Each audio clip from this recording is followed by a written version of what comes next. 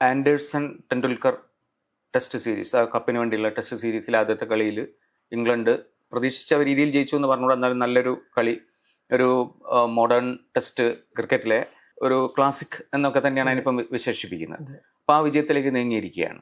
അപ്പോൾ അത് വളരെ അഗ്രസീവായ ഒരു ഇംഗ്ലീഷ് ടീമിനാണ് നമുക്ക് ഇന്നലെ കാണാൻ പറ്റിയത്. ഇപ്പം ബാസ് ബോളിലൊക്കെ അവരുടെ ആ ഒരു ഫിലോസഫി ഗംഭീരമായിട്ട് എക്സിക്യൂട്ട് ചെയ്യുന്നതായിട്ട് നമ്മൾ കണ്ടു. ഈ ഒരു വിജയം ദിലീപ് പ്രതീക്ഷിച്ചിരുന്നു അന്നത്തെ ക്രിക്കറ്റിൽ തുടങ്ങിയപ്പോൾ തന്നെ? കളി തുടങ്ങിയപ്പോൾ പ്രതീക്ഷിച്ചിട്ടുണ്ടായിരുന്നില്ല. ഇന്നലെ ആദ്യത്തെ മണിക്കൂർ കഴിഞ്ഞപ്പോൾ എനിക്ക് തോന്നുന്നു ഒരുവിധം എല്ലാവർക്കും മനസ്സിലായി. അവരുടെ ഇംഗ്ലണ്ടിന്റെ പ്ലാൻ വളരെ ക്ലിയർ ആയിരുന്നു. ബുംറയും സിറാജിനെയും അവർ വിക്കറ്റ് കൊടുക്കാതെ ബാക്കിയുള്ള ബോളേഴ്സിനെതിരെ അവർ റൺ എടുക്കുന്ന അവർ തീരുമാനിച്ചു കഴിഞ്ഞിട്ടുണ്ടായിരുന്നു. അപ്പൊ ബുംറയുടെ ആ സ്പെല്ല് കഴിഞ്ഞപ്പോൾ വിക്കറ്റ് ഒന്നും പോവാത്ത സ്ഥിതിക്ക് എനിക്കറിയായിരുന്നു ഇംഗ്ലണ്ട് ജയിക്കുന്നത്. ഈ കളിയുടെ ചരിത്രത്തിൽ തന്നെ ആകെ 10 തവണയാണ് ഇന്നിപ്പോ ശ്രീലങ്കയിൽ ഒരു ടെസ്റ്റ് മാച്ച് തുടങ്ങിയിട്ടുണ്ട്. അത് 2588ാമത്തെ ടെസ്റ്റ് മാച്ചാണ്. ആ ചരിത്രത്തിൽ 10 തവണ ഒരു ടീം 370 മേലെ ചേസ് ചെയ്തിട്ടുണ്ട്. അതിൽ 5 ചേസ് അങ്ങനത്തെ കഴിഞ്ഞ 10 കൊല്ലത്തിൽ നടന്നിട്ടുള്ളത്. അതിന് കാരണം പിച്ചസ് ഒക്കെ കുറെ മാറിയിട്ടുണ്ട്. പിന്നെ മെയിനായിട്ട് കളിക്കാരുടെ മനസ്ഥിതി വളരെ മാറിയിട്ടുണ്ട്. ഇപ്പൊ പണ്ടൊക്കെ ഒരു 30 കൊല്ലം മുമ്പ് അവസാന ദിവസം 350 റൺ എടുക്കണം എന്ന് പറഞ്ഞാൽ ഡ്രോന് വേണ്ടി കളിക്കാന്ന് പറഞ്ഞിട്ടാണ് കളിക്കുക. എന്നിട്ട് ഒരു 250 റൺ എടുത്ത് എല്ലാവരും ഷേക്ക് ഹാൻഡ് ഒക്കെ ആയിട്ട് തിരിച്ച് ചായ കുടിക്കാൻ പോകും.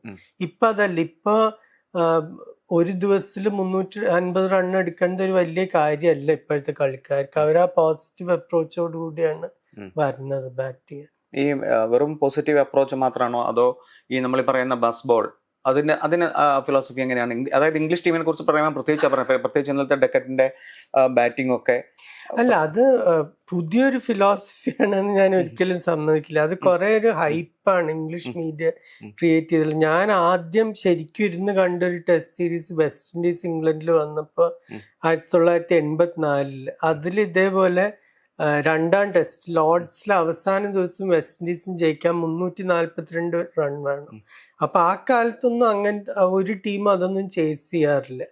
അവർ 66 ഓവറിൽ അത് ചേസ് ചെയ്തു. Gordon Greenidge 214 not out, Larry Gomes 92, 66 ഓവറിൽ 344 റൺ. അപ്പൊ അത് ബാസ് ബോളിനും കൂടി ചെയ്യാൻ പറ്റില്ല.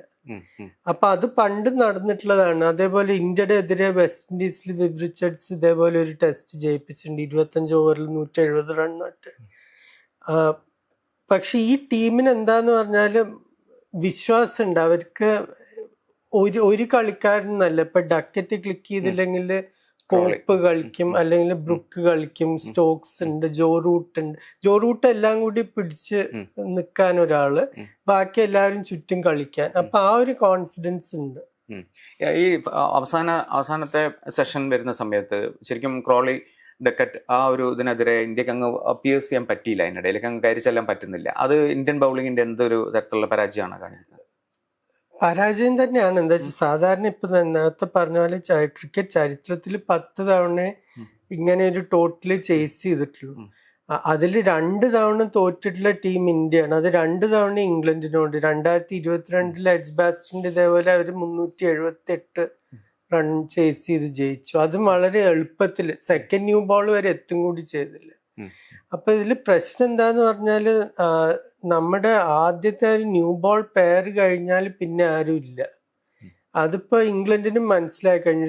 സിറാജ് തന്നെ ശരിക്കും ഒരു തേർഡ് സീമറാണ്. ശരിക്കും ന്യൂ ബോൾ എടുക്കേണ്ടത് ഒരു ഷമിയോ അങ്ങനത്തെ ഒരു കളിക്കാരനാണ് ബുംറയുടെ കൂടെ ന്യൂ ബോൾ എടുക്കേണ്ടത്. അതില്ല ഇപ്പൊ. അത് കാരണം എല്ലാവരും ഒരു പൊസിഷൻ മേതെയാണ് കളിക്കേണ്ടത് ശരിക്കും. അപ്പൊ അത് ഇന്നലെ ബുംറയും സിറാജും പോയി കഴിഞ്ഞിട്ട് പ്രസീദ് കൃഷ്ണ വിക്കറ്റ് എടുത്തു. പക്ഷെ 6 റണ്ണാണ് ഇക്കോണമി റേറ്റ്. എല്ലാ ഓവറും ഒരു ബൗണ്ടറി ബോളെങ്കിലും എറിയും. ഷാർദുൽ ഠാക്കൂർ അതിലും മോശം. 2 വിക്കറ്റ് എങ്ങനെ കിട്ടിയെന്ന് ഞാൻ പറയുന്നില്ല. അത്രയും വൃത്തിയായിട്ട് 2 ബോളിലാണ് വിക്കറ്റ് കിട്ടിയത്. പക്ഷെ ഇവരെ രണ്ടുപേരെയും കൊണ്ട് ഒരു വിശ്വാസം ഉണ്ടായിരുന്നില്ല. ക്യാപ്റ്റന് തന്നെ വിശ്വാസമില്ല എന്ന് നമുക്ക് കളി കണ്ടാൽ മനസ്സിലാവും. പിന്നെ സെലക്ഷന് പല പ്രശ്നങ്ങളും. ഇപ്പൊ ജഡേജ 47 ഓവർ എറിഞ്ഞ് 2 ഇന്നിങ്സുമായിട്ട് 1 വിക്കറ്റിന്. അപ്പൊ ഇത് ഈ സെലക്ഷനുകളൊക്കെ ഇനി അടുത്ത മാച്ചുകൾക്ക് മുമ്പ് നോക്കേണ്ടതാണ്.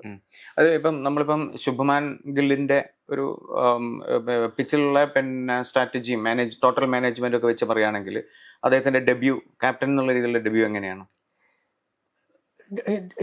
ക്യാപ്റ്റൻസി വിലയിരുത്താൻ വലിയ ബുദ്ധിമുട്ടാണ്. എന്താ വെച്ചാൽ വിശ്വാസമുള്ള ബോളർമാരില്ലെങ്കിൽ ഏത് ക്യാപ്റ്റനായാലും വെള്ളം കുടിക്കും കുറച്ച് കഴിഞ്ഞാൽ. ഇതിപ്പോ ശരിക്കും വിശ്വസിക്കാൻ പറ്റുന്ന ഒരു ബോളർ ബുംറ മാത്രമേ ഉള്ളൂ. സിറാജ് ഒരു സൈഡിൽ നിന്ന് ടൈറ്റായിട്ട് എറിയാൻ പറ്റും, പക്ഷെ വിക്കറ്റ് എടുക്കണില്ല. സിറാജ് ഇപ്പൊ കുറച്ചു കാലമായിട്ട് വിക്കറ്റ് എടുക്കണില്ല.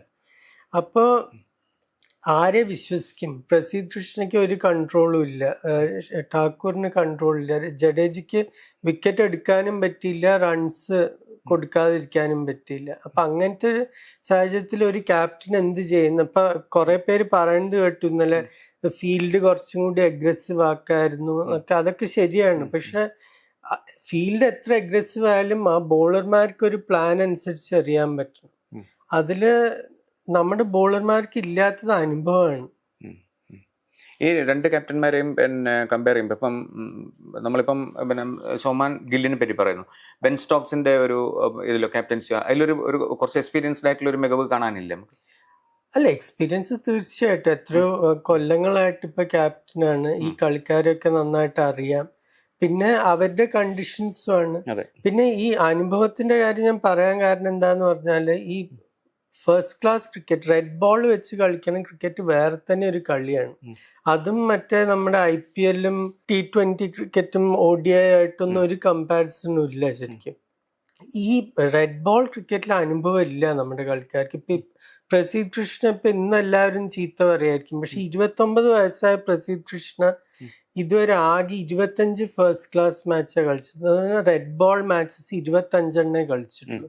അവരുടെ 27 വയസ്സായ ജോഷ് ടങ് 56 മാച്ച് കളിച്ചിട്ടുണ്ട്. നമ്മുടെ റിസർവ് ആയിട്ടുള്ള അർഷ്ദീപ് സിംഗ് 21 മാച്ചേ കളിച്ചിട്ടുള്ളൂ, 26 വയസ്സായിട്ടുണ്ട്. അപ്പൊ ഇവർക്ക് ആർക്കും ആ റെഡ് ബോൾ കളിച്ച പരിചയമില്ല. അപ്പൊ ഈ ഔട്ട്ലയേഴ്സ് എന്ന് പറഞ്ഞൊരു പുസ്തകമുണ്ട് മാൽക്കം ഗ്ലാഡ്വെലിന്റെ. അതിൽ പറയുന്നത് 10,000 മണിക്കൂർ ഒരു ഇത് പ്രാക്ടീസ് ചെയ്താലേ നമ്മൾ വേൾഡ് ക്ലാസ് ആവുള്ളൂ എന്ന്. ക്രിക്കറ്റിൽ അത് 10,000 ബോളാണ് ഒരു ബോളർക്ക്. ഒരു ഫോർമാറ്റിൽ 10,000 ബോൾ എറിഞ്ഞാല് നിങ്ങൾക്ക് ശരിക്കും ആ അനുഭവം വരില്ല. ഇതില് ഇപ്പൊ പ്രസീദ് കൃഷ്ണ 29 വയസ്സായിട്ടും 4,000 ബോളും കൂടി എറിഞ്ഞിട്ടില്ല ഫസ്റ്റ് ക്ലാസ് ക്രിക്കറ്റില്. അതിനൊരു കമ്പാരിസൺ ആയിട്ട് കപിൽ ദേവ് വെസ്റ്റ് ഇൻഡീസിന്റെ എതിരെ 1983 അവരിവിടെ 6 ടെസ്റ്റ് കളിച്ചപ്പോ ആ ഒരു ഒറ്റ സീരീസിൽ കപിൽ ദേവ് 1223 ബോൾ എറിഞ്ഞു, ഒറ്റ സീരീസ്. ഇതില് പലരും, ഹർഷിത് റാണയൊക്കെ ഈ മാച്ചിന് റിസർവ് ആയിരുന്നു, 2,000 ബോളും കൂടി എറിഞ്ഞിട്ടില്ല കരിയറിൽ. അപ്പൊ ഈ അനുഭവം ഇല്ലാതെ അവരെ കൊണ്ട് നമ്മൾ എന്ത് കൺസിസ്റ്റൻസിയാണ് പ്രതീക്ഷിക്കാൻ പറ്റുക?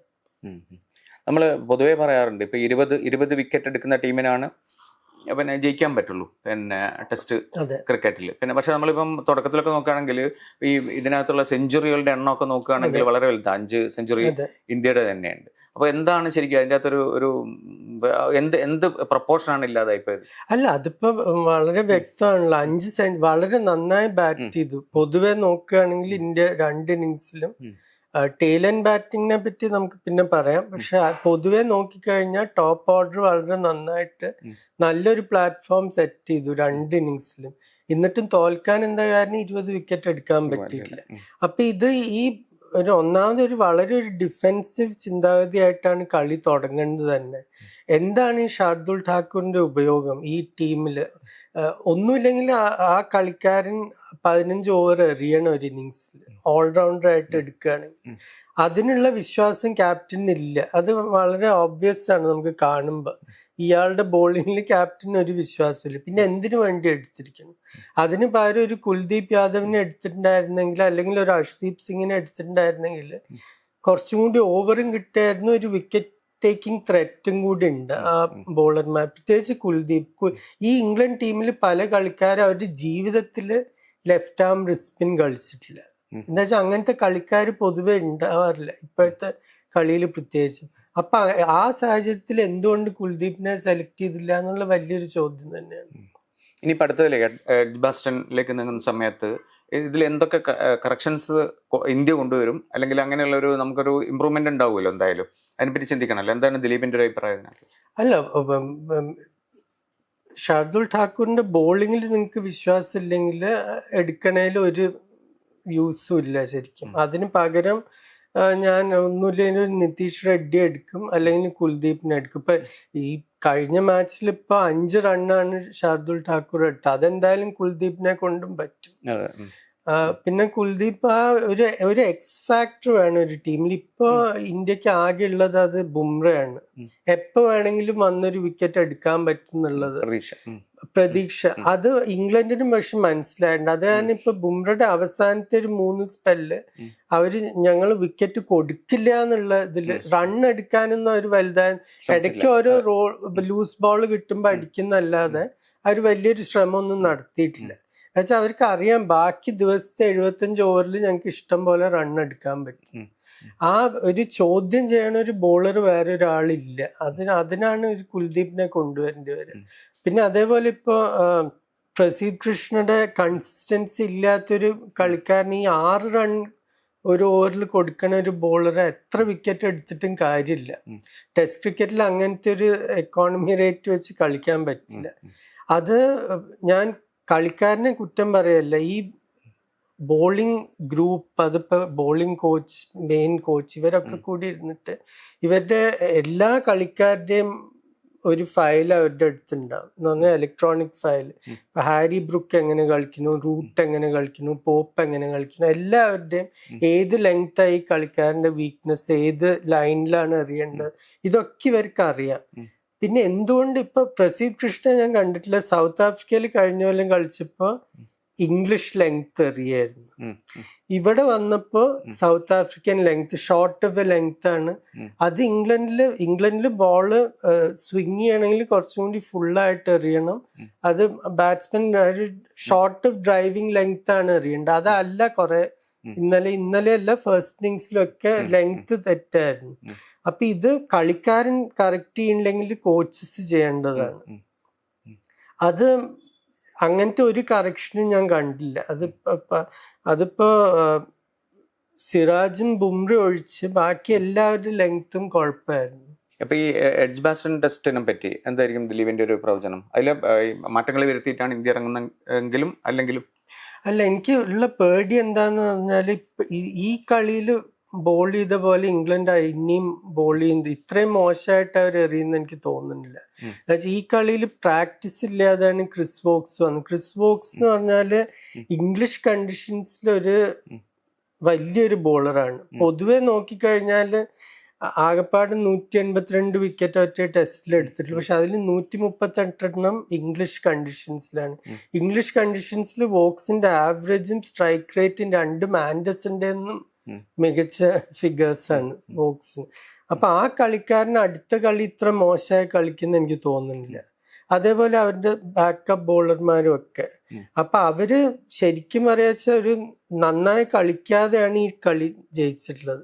ബാറ്റ്സ്മാൻ കുഴപ്പമില്ലാതെ കളിച്ചു. പക്ഷെ ഇന്ത്യ ഏകദേശം ഒരു മാക്സിമം ഇതിൽ കളിച്ചിട്ട് ബാറ്റിംഗ്, എന്നിട്ടും കൂടി നമുക്ക് കളി ജയിക്കാൻ പറ്റിയില്ല, ബോളിംഗ് മികവില്ലാത്തത് കാരണം. അപ്പൊ അത് തീർച്ചയായിട്ടും ഒരു പേടി. എൻ്റെ അഭിപ്രായത്തിൽ കുൽദീപ് എന്തായാലും വരണം. പിന്നെ നിതീഷ് റെഡ്ഡിയും കളിക്കേണ്ടി വരും. എന്താ വെച്ചാൽ ഷാർദുൽ ഠാക്കൂറിനെ കൊണ്ട് വലിയൊരു ഗുണമുണ്ട് തോന്നുന്നില്ല. ഞാനായിരുന്നു സെലക്ടർ എന്ന് പറഞ്ഞാൽ ഞാൻ ജഡേജ ഡ്രോപ്പ് ചെയ്യും. അത് ഈ ടീം മാനേജ്മെന്റ് ചെയ്യാൻ പോകുന്നില്ല. ഞാൻ ജഡേജ ഡ്രോപ്പ് ചെയ്ത് കുൽദീപിനെ കൊണ്ടുവന്നിട്ട് പ്രസീദ് കൃഷ്ണയ്ക്ക് പകരം അർഷ്ദീപ് വരും. പിന്നെ ഷാർദുൽ ഠാക്കൂറിന് പകരം നിതീഷ് റെഡ്ഡി.